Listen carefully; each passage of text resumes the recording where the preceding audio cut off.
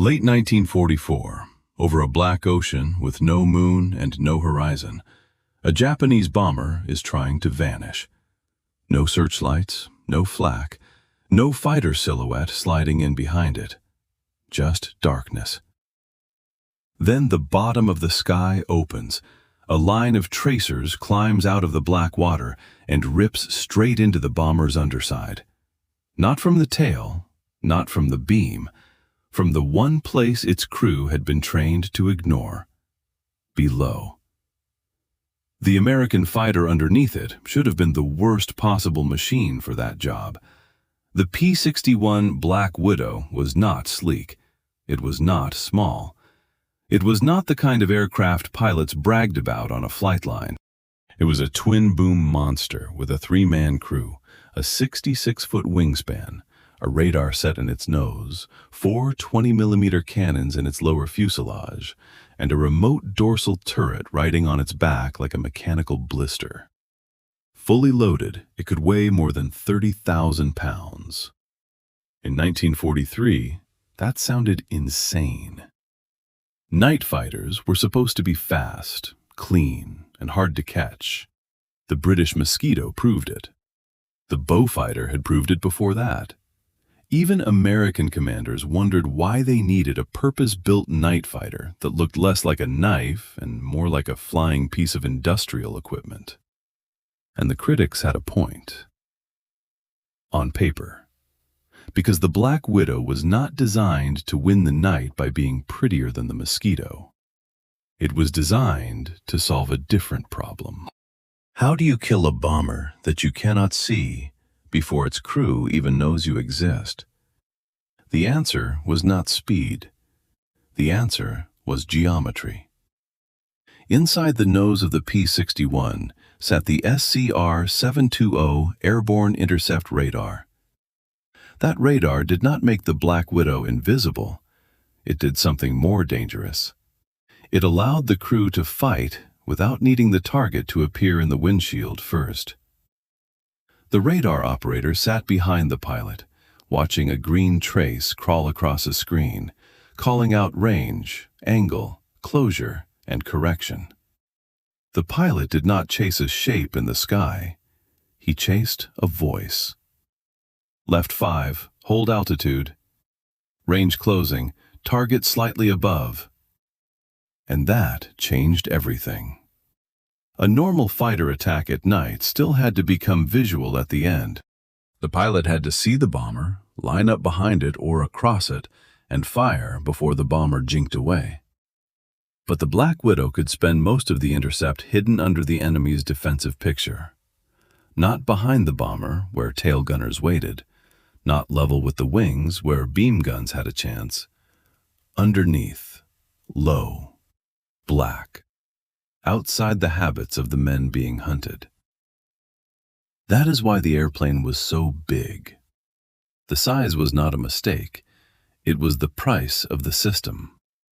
A smaller fighter could be faster, but it could not easily carry the radar operator, the fuel, the heavy forward cannon battery, the remote turret, and the cockpit space needed for 3 men to work in darkness without blinding each other. The Black Widow carried all of it. One man flew. One man read the invisible battlefield. One man could control the turret and guard the arcs the pilot could not see. And in the last seconds, the 4 20mm cannons in the belly of the fuselage gave the aircraft a brutal forward punch without forcing the pilot into a conventional tail chase. The turret mattered. The radar mattered more.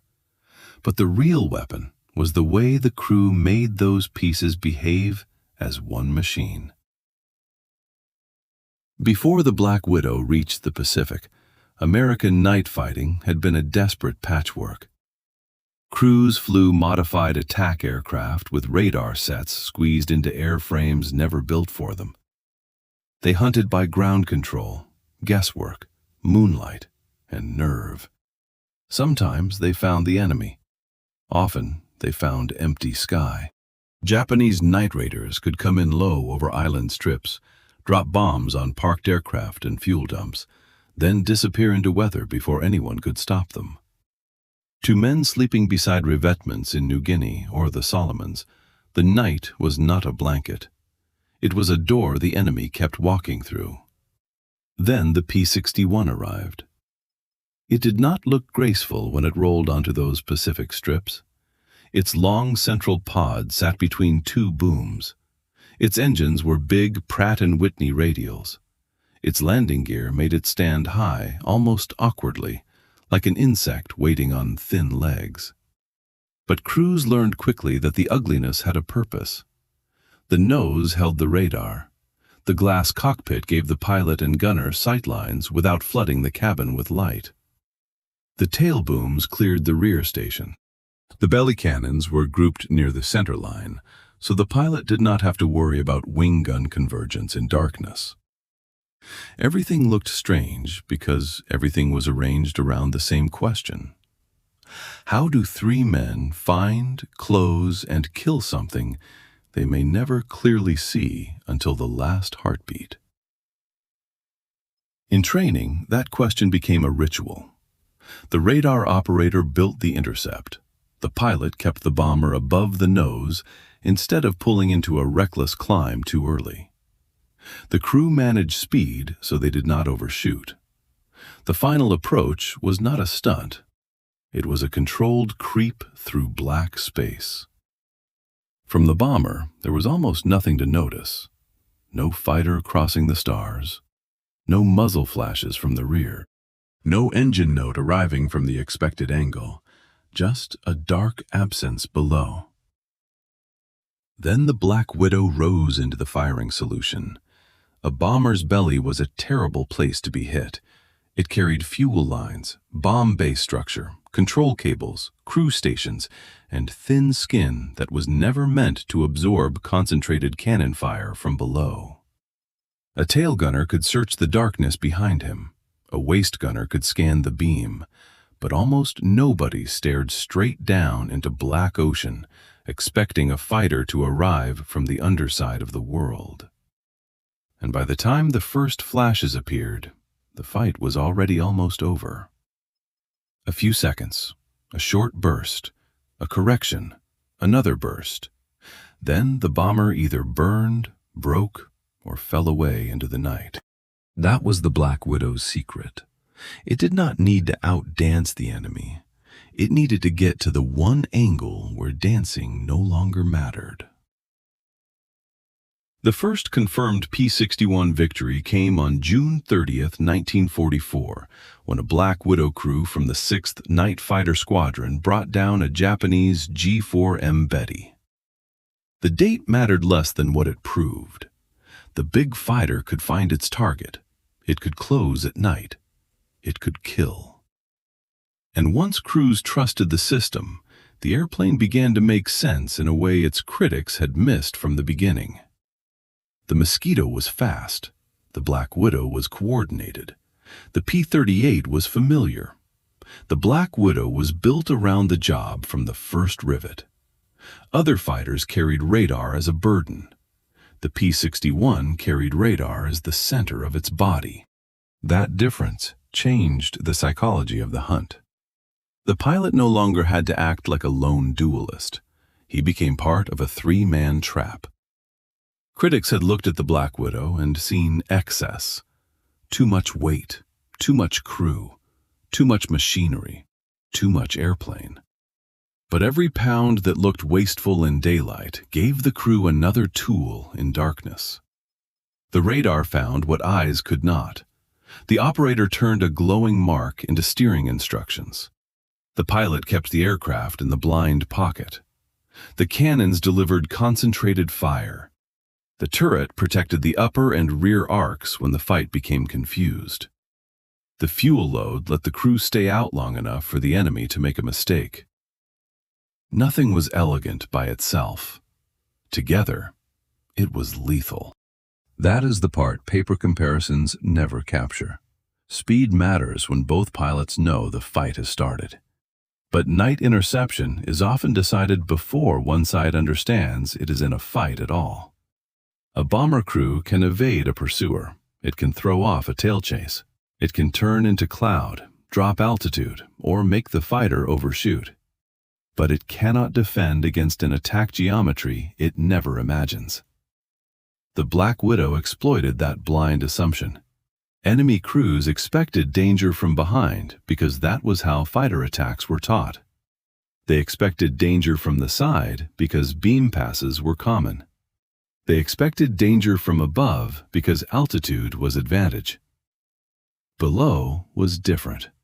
Below was darkness against darkness. Below was ocean. Below was nothing. Until it was not. By 1945, P-61 squadrons were operating across the Pacific, the Mediterranean, Europe, and China-Burma, India. The aircraft was never built in the numbers of the Mustang or Thunderbolt. It did not need to be. It had a narrower job. But inside that job, it rewrote what an American night fighter could be.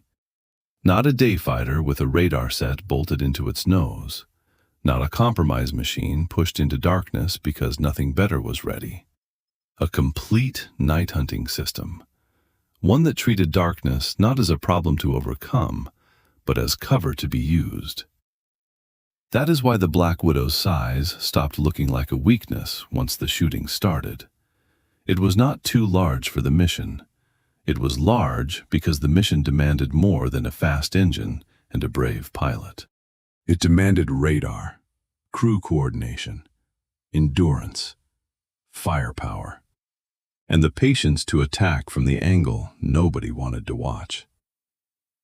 The bomber crew in the black Pacific sky never saw the fighter as a machine. They saw flashes from the wrong direction.